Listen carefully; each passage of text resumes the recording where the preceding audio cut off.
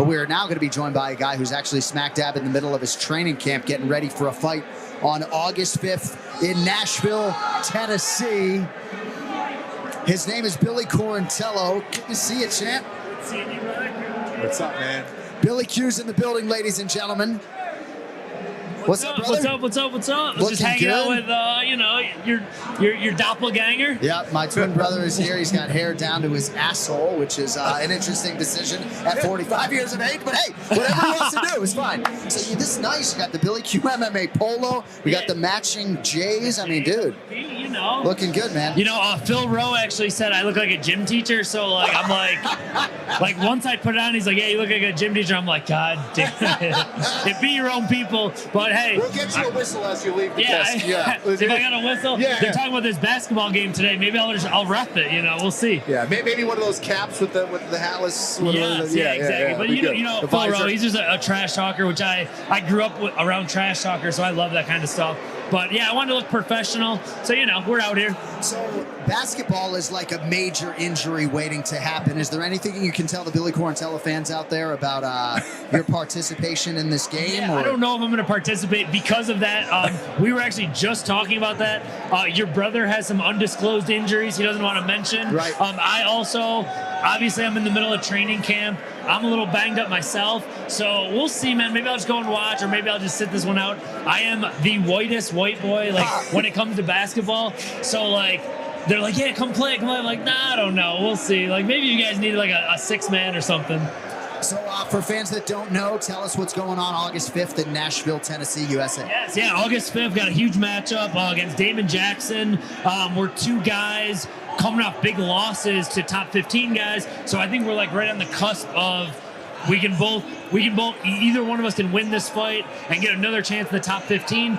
We both lost in the co-main event, so we got to kind of fight to get our spots back. So I'm really looking forward to it. It's a great matchup for me. It's an exciting fight. I'm going from fighting Edson Barboza, who's a really good striker, to fighting Damon Jackson, who just really wants to grapple, wants to submit. I think he's got 15 submissions. Yeah. I've never been submitted. I'm a black belt in jiu-jitsu. I pride myself on doing really well on the ground. So it's just been a really good training camp so far. A lot of grappling, a lot of high-level wrestling, and I'm just super excited to get back in there and kind of redeem myself a little bit. It's pretty cool to think that you were a 2-1 favorite to beat Edson Barboza. And I know the fight didn't go your way, but it speaks to just how much you've accomplished. You get the co-main event slot against a guy who is ubiquitously regarded as one of the best strikers in UFC history, and there you are, a 2-1 favorite to beat him, Yeah, that was awesome when it came out. I was the favorite. Anytime I look at the odds, I'm always like, nah, I shouldn't be an underdog, or I shouldn't be a favorite. But you're like, oh, it's just all mental. And the most frustrating thing about that fight was it was going exactly how I wanted it to. We wanted to push him up against the cage, make him grapple a little bit, wear him out, make him tired. If we didn't get the takedown right away, that's all right. Make him work. Then eventually we're going to get the takedowns or piece him up on the feet. I shot in, got some really good looks, but next thing you know, one of my shots he ended up catching me, which he's caught a lot of people with those knees and those kicks and that kind of stuff. And like we all know, in MMA, you only get one chance. If you get caught, fight's over. Yeah. You're not going to fight again for a few months. And I've had a long time to think about that sequence where I got caught. So as frustrating as it is, I'm kind of looking past it, and I'm ready to move on to the next thing. Yeah, I wanted to ask you about that. The way that you fight, you thrive with adversity. Do you think that's the case coming off a loss? Do you consider yourself more dangerous, better, sharper? Do you always come back?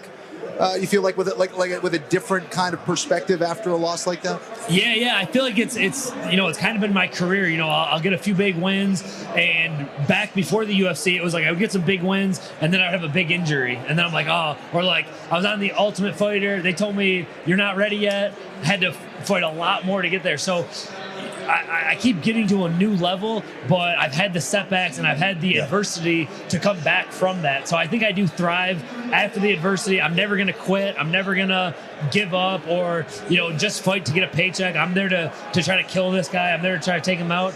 And I've been here before where I've had the setbacks before, and it's always pushed me to a new height. And I'm looking forward to getting to a new height after this fight. Billy Quarantillo with us here on the live edition of the Anik Florian podcast presented by UFC Fight Pass. I do want to ask you about this featherweight championship fight. So my dear friend and broadcast partner, Dominic Cruz, I was in Jacksonville with him, and he suggested to me that Josh Emmett is a tougher matchup for Volk than Yair. Then we just filmed UFC Live, and he picks Yair Rodriguez. So I don't know exactly where he stands on the fight.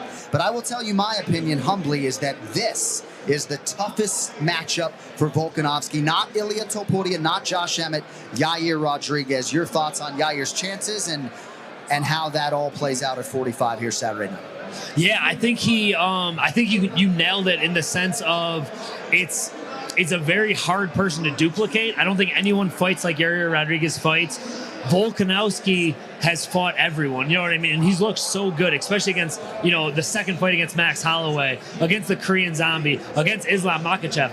None of those guys do what Yair does, and I think a lot of people are sleeping on Yair because Volk has been so dominant. But I completely agree with this is Yair's most unique challenge. I don't know if it's his toughest challenge because I think Islam Makhachev is, the guy, sure. But he brings it's very similar to my fight where he just fought like a very good grappler and now he's fighting a really unorthodox striker. I'm going the other way with it. I went, striker to grappler, but he does have a lot of weapons and he's got like that one kick, one shot thing that you got to worry about. You have to be, it only takes one shot. He could end the fight with 1 second left when he's down, or anyone can get caught. So I think if I had to bet, I would take Volkanovski. But man, there's a lot of money in that underdog status, especially when he has the capability of ending the fight at any point in the 5 rounds. And his cardio has been on a new level these last few fights. Yeah.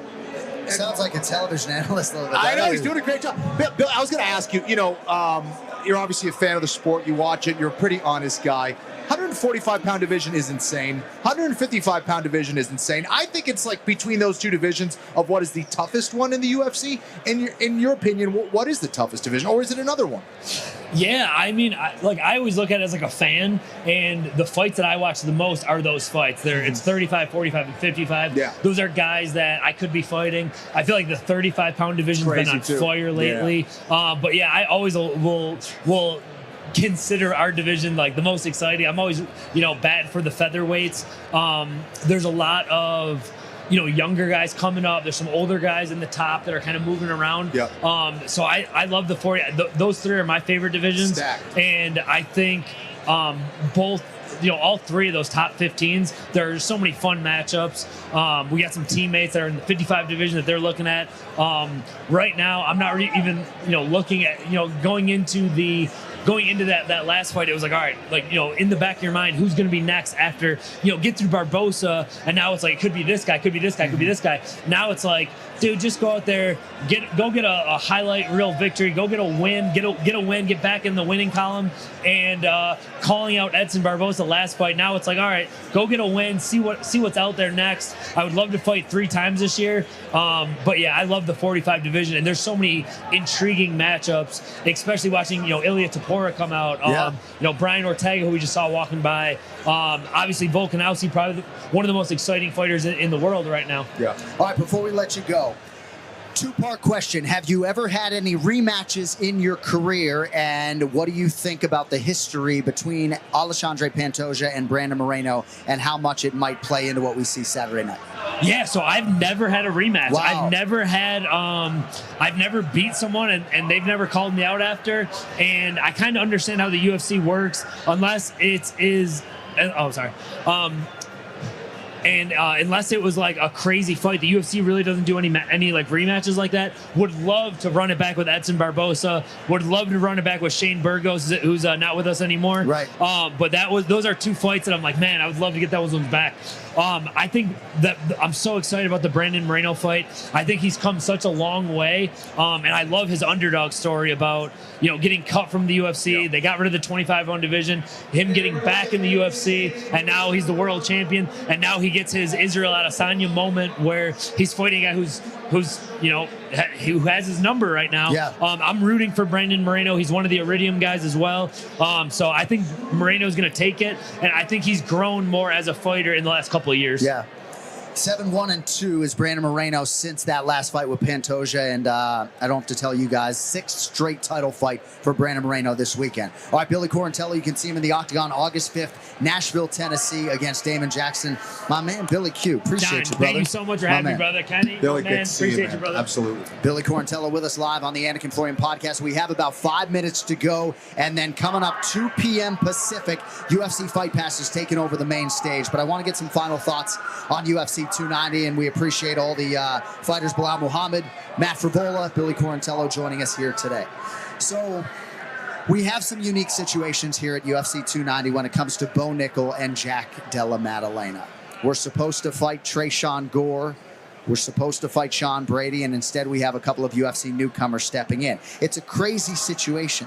But, dude, this dude, Val Woodburn, who is fighting Bo Nickel, he's not going to close as the biggest betting underdog in UFC history because some money has come in on Woodburn. But this dude either knows something that we don't, or he's just very mentally tough, because he walks into the fighter meeting and he's like, just wait, I'm going to knock out Bo Nickel, and you're going to see it live on pay-per-view.